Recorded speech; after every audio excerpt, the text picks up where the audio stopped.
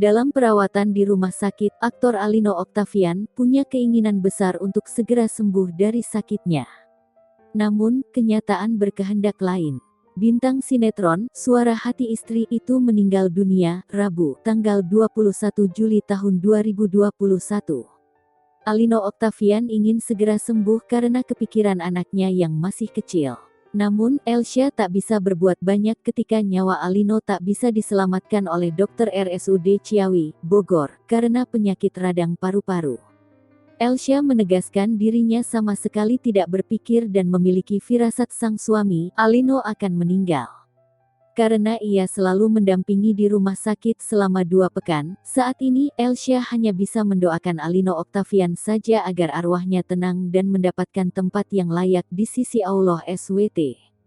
2 minggu di rumah sakit, dia Alino, pengin cepat-cepat sembuh, kata Elsya. Iya dia, Alino pas sakit bilang, ayah harus sembuh bun. Kasihan Aufin masih kecil, jadi ayah harus sembuh gitu, ucapnya.